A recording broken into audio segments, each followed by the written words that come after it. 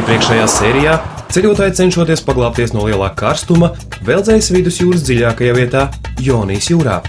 Aplūko sagrauto piekrastes ciematu un uzzina, kā vietējā pašvaldība cīnās ar nelikumīgo būvniecību, bet tad nokļūst lielākajā pasaules akropolē Butrintā, ko 6. gadsimtā pirms mūsu ēras cēluši grieķu kolonisti.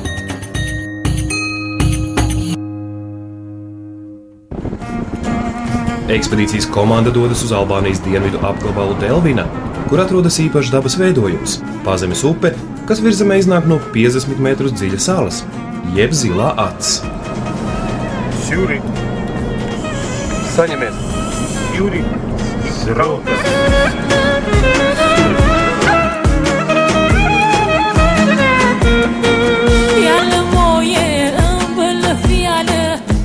Lai nokļūtu līdz Zilajai acī, no ceļa pa mazām meža takām ir jānoiet aptuveni 2 kilometri. Kalna nogāzē gandrīz nemanāmi no nekurienes parādās upe, kas pēc saviem izmēriem mazliet atgādina mūsu amatu.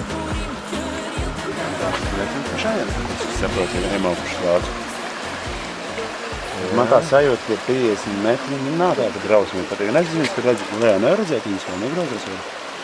Nē, tas ir stūbi ielas tur īstenībā. Es pateiktu, ka klasiska ala. Nē, no kuras pumpē ar ūdeni. Bet no caurspīdīgs gan.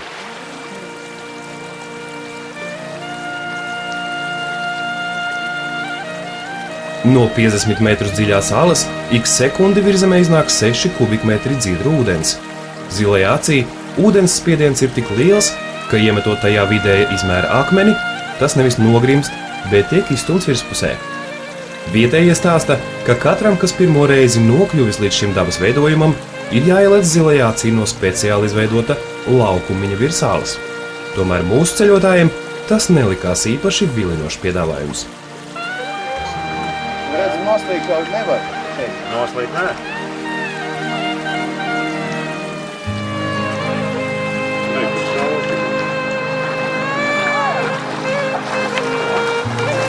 Es jau neieliec tajā vietā, kur tas ūdens aiziet 50 metru dziļumā. Tajā es nelicu, jo iespējams, ka tur es varbūt sasaltu, jo bija tiešām ļoti augsts ūdens. Komunistu valdīšanas laikā šī ģeoloģiskā veidojuma teritorija esot bijusi slēgta, un te atradusies speciāla atpūtas bāze partijas nomenklatūras darbiniekiem.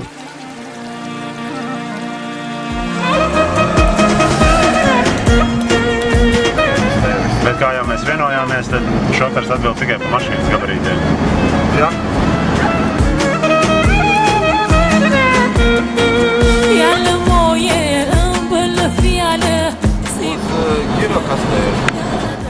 Tālāk ceļotāji dodas uz pilsētu Girokastra, kurā līdz mūsdienām saglabājusies īpaši skaista un tikai Balkāniem raksturīga vecpilsētas apbūve.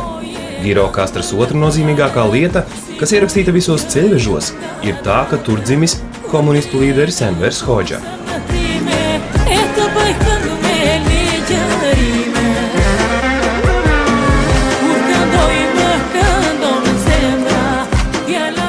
Girokastra atrodas Albānijas dienvidos, Drinas upes lejtecē. Girokastra tiek uzskatīta par Albānijas grieķu kopienas centru. Pilsēta tika izveidota salīdzinoši nesen, 12. gadsimtā, un bija viena no Bizantijas provinces Epīras pilsētām. Toreiz Girokastru sauca par Sudraba pilsētu, jeb Sudraba cietoksni.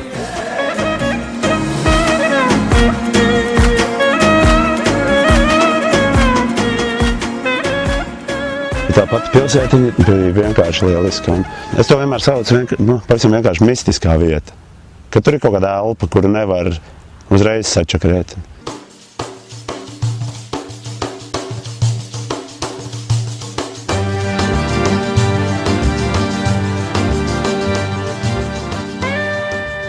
Girokastru sauc arī par 1000 pakāpienu pilsētu, jo tā uzcelta uz salīdzinoši stāvas kalnu nogāzes. Pilsētas augstākajā vietā, kalna galā, atrodas cietoksnis. 12. gadsimta Osmaņu impērijas aizsargmūros šobrīd atrodas muzejs. Reizi 4 gados cietokšņa centrālajā laukumā notiek vērienīgs folkloras festivāls, uz kuru sabrauc muzikanti un folkloras grupas no visas Albānijas.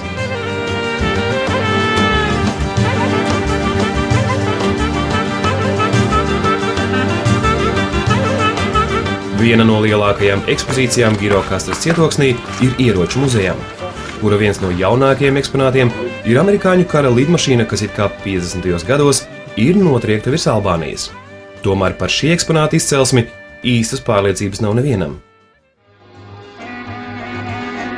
Toties visi Girokastras iedzīvotāji ļoti labi zina un atceras komunistu līderi Enveru Hodžu, jo šī ir viņa dzimtā pilsēta.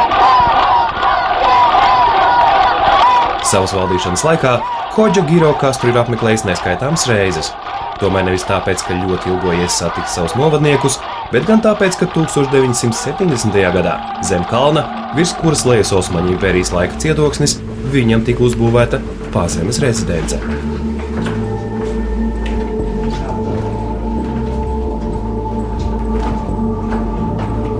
Pazemes bunkuram ir aptuveni 800 metru garš tunelis, kurā atrodas vairāk kā 100 telpas.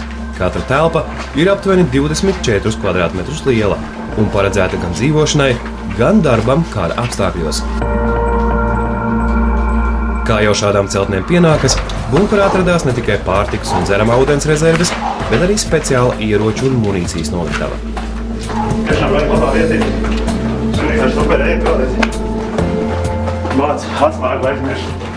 Visus komunisma gadus neviens no vietējiem nezināja par šādu bunkuru atrašanos pilsētas centrā, bet, kad režīms sabruka, Albānijas valdība pieņēma lēmumu atvērt šo objektu publiskai apskatei. Mūsdienās Envera Hodžas slepenais bunkurs Albānijā ir populārs turistu galamērķis.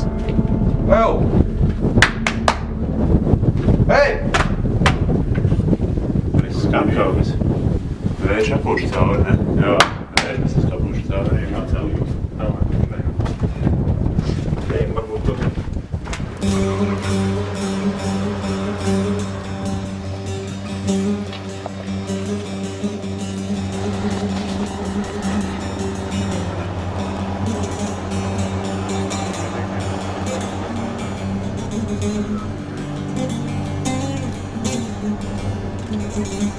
Girokastras vecpilsētā ir gandrīz pilnībā saglabājušās Osmaņu impērijas laika ēkas. Šāda Balkāniem raksturīga arhitektūra tik labi un tik lielā skaitā nav atrodama vairs nekur. Tāpēc 2005. gadā beidzot UNESCO iekļāva Girokastras vecpilsētu pasaules vēstures mantojuma sarakstā. Šeit tad nācies vērot mājas un es kaut ko pētīt pa viņām, tad es biju redzējis visādus jumta segumus. Sākot ar skaidu jumtiņiem, salmu jumtiem, māla dakstiņu un es zinu, ka Austrijā ir tas, kas Latvijā tika vests iekšā plānais dabiskais šīferīts, kas ir plāns akmenis. Un kaut kāds zināms attēls radinieks tam dabiskiem šīferim tas ir. Tikai ar to starpību, ka tas akmens, kas arī plīst pa kaut kādu šķiedru, kā izskatījās, viņš plīst biezumā, tādā. Un tad, ja tu iztēlojies vienu tādu akmens plāksnīti, kas jau ir svariņš. Un tas jumts ir nokrauts 3 kārtās pamījuši visu laiku ar šiem akmeņiem. Tas izskatījās tā, ka tai mājai principā nevajadzētu turēties. Un tie jumti tiešām ir riktīgi veci. Viņi nebija tagad restaurēti vai kaut kas. Visi sūniņi virs, viņš ir tāds, kāds viņš tur ir bijis. Viņi turās. Tas bija smuki, tie vecie jumti, tie bija tiešām smuki.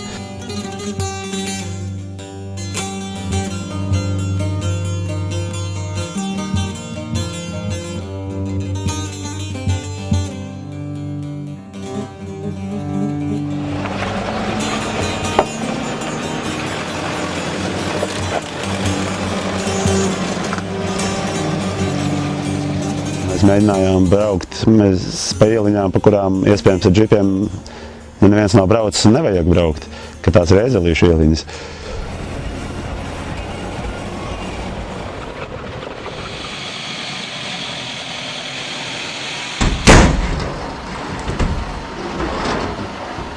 Bet tāpēc jau bija jābrauc, tu vēl pamēģināt, ka tu nevari izbraukt. Ja mēs brauksim pa ielām, pa kurām var izbraukt, tad jau mēs neko neredzēsim.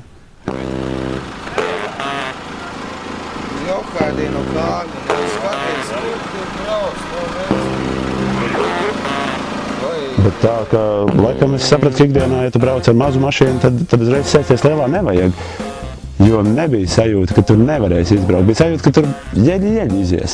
Tur var braukt tikai Opel Corsa, Ford K un tā tālāk. Tur tādām lielām mašīnām tiem kalniem nav vietas, un Kazāks vienkārši neaprēķināja to un vienkārši iesprūda. Tas arī viss pilnīgi elementāri. Uz džipa ir neliela skrāpējuma redzami. Es atļaušos teikt nelielu, jo zaķis iespējams domā pavisam savādāk.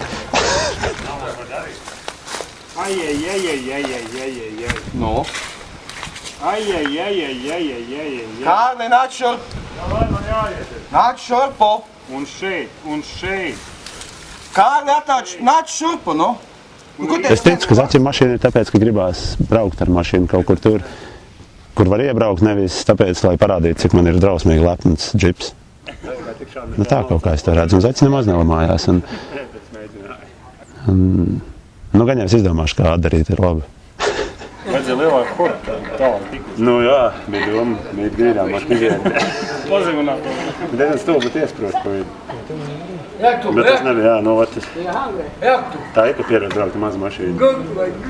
Viņi jau vēl vairāk pastiprināja to, ka viņi ir off-road mašīna. Jā. Jā, pēc tam mēs secinājām, ka tiešām tur nevar izbraukt. Bet mēģināts nebija zaudēts, bet šajā gadījumā bija zaudēts. Bet labi, bet tā pati pilsētiņa bija vienkārši lieliska. Kad tur ir kaut kāda elpa, kuru nevar uzreiz sačakarēt. Te katrā ziņā nebija sačakarēts vēl pilnīgi nekas. Bija turismu mazais tur bodītis un bija akmenskaļi bodīti, kur tu redzi, ka viņš mēģina pārdot turismiem. Bet tāpat laikā pilnīgi skaidrs, ka viņš tiešām tur dzīvo. Otrā stāvā ir viņa dzīvoklīts un viņš kaļ savus akmentiņus. Un tas nav mākslīgi nolikts džeks, kad te mums būs turisma iela, te tagad sēdēs tu un taisīs pinumus un pārdos lejušu pinumus. Nu, tas nevienā brīdī te nestrādā.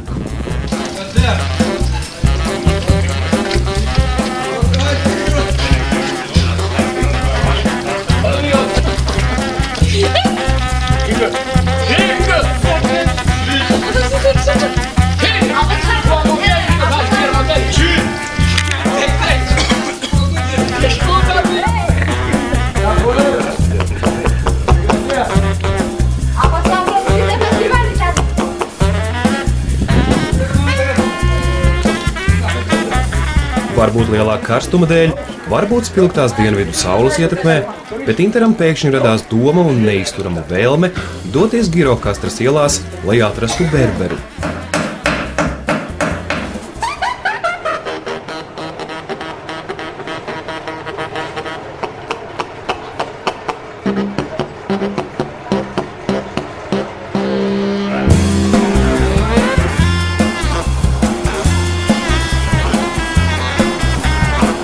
Galu galā meklēšanas procesā tika iesaistīta te vai visa vecpilsētas sabiedrība.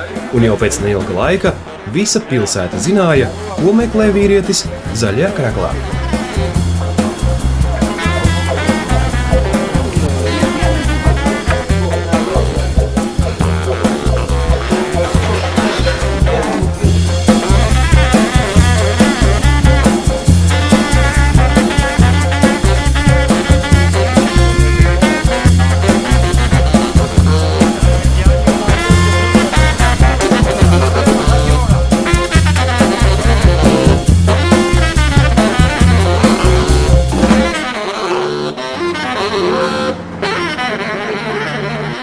Канарния групп, где мы ходим? Канарния групп...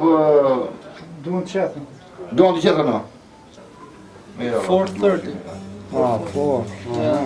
Mierdā, šuf MD.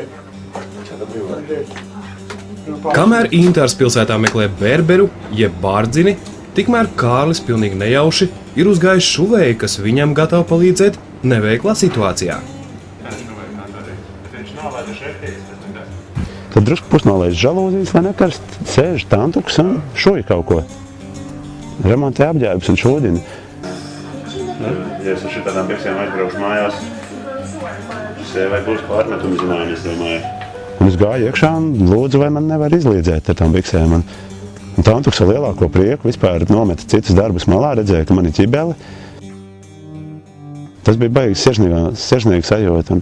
Un tur bija pilnīgi, un tur tiešām tu sajūti to vietu, jo viņi nevienu vārdu nesaprot, ko es saku. Es tikai rādu to caurumu un ķibeli, un viss tiek nolikts maliņā, un tās biksītes tiek sašūdinātas, un tas bija baigi forši. Ja nebūtu šīs, ko es nesu uz mašīnu, tāpēc, ka nebija miskastes, es tās bikses nesu uz mašīnu. Jo pirmā doma ir, ko saplīs. ārā. Bet šeit nevienam nav tādas domas, kaut kas saplīs izmest. Tad taču var sašūt. Un tāpat laikā, redz, tieši tāpēc viņi māk sašūt tā, ka tu vari staigāt atkal ar viņām. Un līdz ar to tās izmaksas dzīve arī ir pilnīgi citas. Super! Un cik man jāmaksā? Pilnīgi ideāli sašūts tā, ka man vienkārši nebija ko piebilst. Tā kā es devu tās bikses, man bija doma, ka vienkārši satrāklēs, kaut kā, lai tur apenis nenāk ārā. Bet sašūt tā, ka es tagad varēšu iet un lepoties tām biksēm. Es jums tādu varu dot? Jā, super. Paldies. Paldies. Pats tā kā jauna. Jo šeit ir pilnīgi normāli pilsētas centrā ieiet mazajā šūdinātavā, sašūt bikses.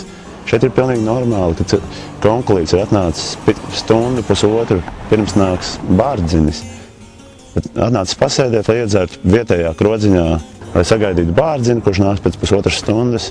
Jāsteidzās nav, bet ir kaut kā tā sajūta, ka mēs visi kopā dzīvojam un visiem mums ir forši un tā mēs te viens ar otru satiekam. Tas, ko Latvijā, man liekas, ir grūti noķert to sajūtu, ka mēs visi kopā visu darām. Знаете, когда будет? Бербер, когда будет? 5 часов. 5 часов Бербер будет? Да. Вы ждете Бербера? Да. Тоже ждет? 5 часов он идет.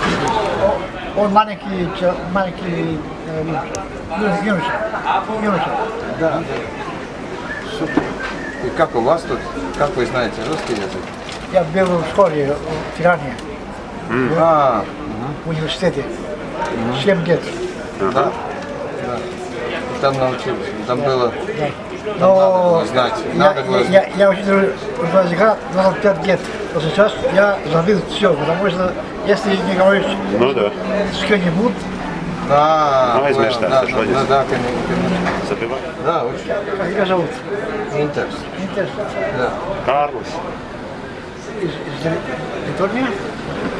Да, из Латвии, да. Литвы. Как тебя зовут? Меня зовут Шкатин. Škatim? Скачим.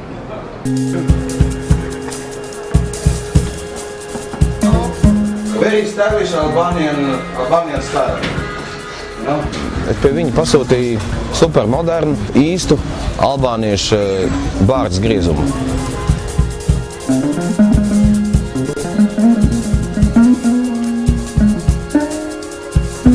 Čalis ļoti ātrā tempā darbojās ar bārdas nazi. Un starp citu, jāatzīst, ka nav korozijas vispār. Man neviena pumpa nav izveidojusies pēc tā, ka viņš strādāja. Es jau nobijos, es domāju, kad būs kaut kas, mazums ar bārdas nazis pirmo reizi mūžā.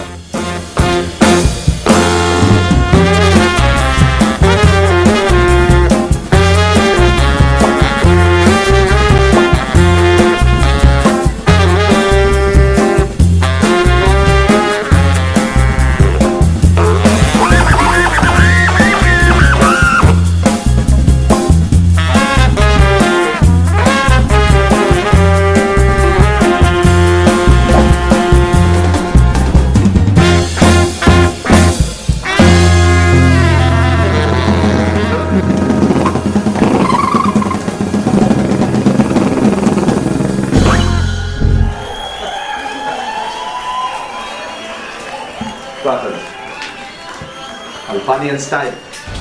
Jums tas varētu Albānijā izmaksāt apmēram ap latu. Ну как оно? Хорошо? Es tad bija nedomāju nolaicis, man visu apnika, jūs man nepievērsāt uzmanību, es vienkārši izdomāju aiziešu tagad pie frizēra, lai es kaut kā man pievēršu. Pilnīgi labāk. Albāņu stilā. Tur ir smažot tagad pēc Albāņiem bišķiņ. Jā.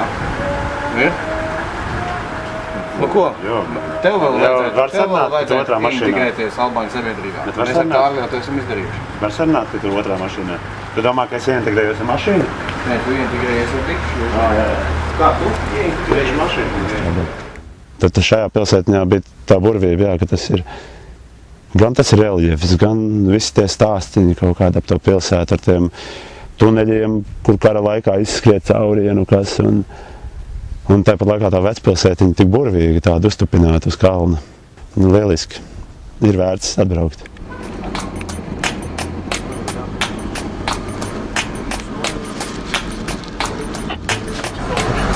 Armin, nesasiet to. Tagad nesasiet mašīnu, ok? Kāpēc? Tāpēc, kad nevajag. Bet no pirmo reizi nekas nevajag. Ekspedīcijas komanda no Girokastras dodas uz ziemeļiem, kur Kalnu ielā būs jāizveido nometne. Tomēr, jo tuvāk nāca ieplānotā nometnes vieta, jo vairāk bija skaidrs, ka plāni iespējams būs nedaudz jāmaina. Tuvējos kalnos bija sākušies meža ugunsgrēki, un sausais laiks kopā ar stipro vēju šo situāciju padarīja daudz nopietnāku. Pagājuši, Zaķi, mēs pareizi braucam? Bet kas visvairāk izbrīna, ir tas, ka neviens neuztraucās par to. Ja mēs esam vietā, kur kalnu pakājē ir benzīntanks un kalns deg normālās liesmās. Un benzīntankā cilvēks sēž, kūko. Neviens nekādas ugunsdzēsēju mašīnas nebrauc. Nekas nenotiek. Es ticu, ka viņi tik labi pazīst kalnus, ka viņi zina, ka uz viņu pusi nenāks vienkārši. Bet viņi zina, ka tas uguns, kad aizies līdz augšai, tad viņš tur paliks. Vai līdz lejai, un tas arī būs viss. Viņi tā baigi nestrauc, jo kūlas dedzināšana viņiem ir baigi modē. Es domāju, ka tas ir ļoti saistīts tās atkritumu kultūriņa ar to, kā tas viss deg. Es demonstrēšu, ka šis te deg diezgan labi. Redzi? Viņš deg baigi labi. Un ja tev šāds blakus ir, teiksim, stīkla gabaliņam, kurš ir izgāzt, vienkārši izgāzt no gāzīga atkritumi. Cik tur vajag, lai saule tiešām iespīd vienkārši tajā punktiņā un tajā brītiņā. Un tā saule šeit ir ļoti karsta, ko var redzēt pēc manas sejas šobrīd. Jo šobrīd ir 9:30 no rīta drusku kapēkām, un šobrīd temperatūra šeit ir, es domāju, 35 grādi. Un es domāju, ja es apsēstos ar stikla lausku šeit, es diezgan ātri aizdedzinātu zāli.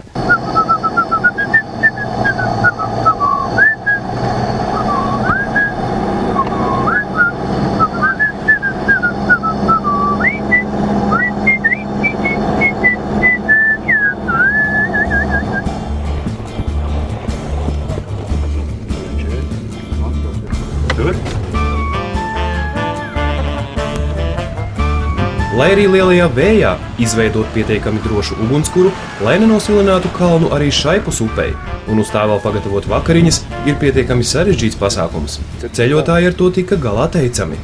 Bet kā viņiem veiksies ar akmens upes šķērsošanu?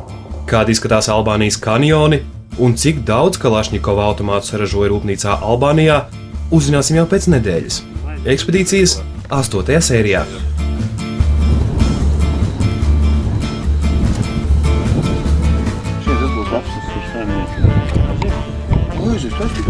Tais vaļā.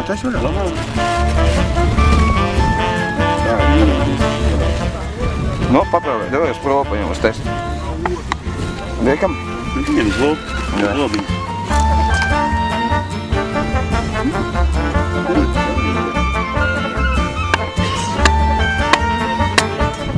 Vieglā kartupeļu palikuši sagrēt.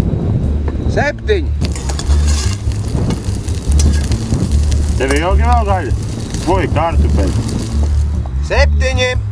Cik? 7 vēl palikuši. Bet tu jau teici 7. Arī 7. Uz 7, jā, apmēram. Man jau nedēļu uz 5:30. Uz cikiem tev? 7. Man uz 5:30. Cik vēl kartupeļu palikuši sagrēt? 7.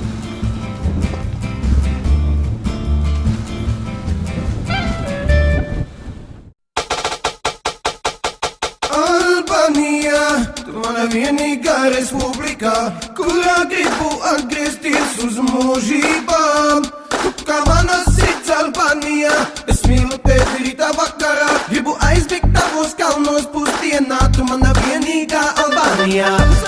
Albānija.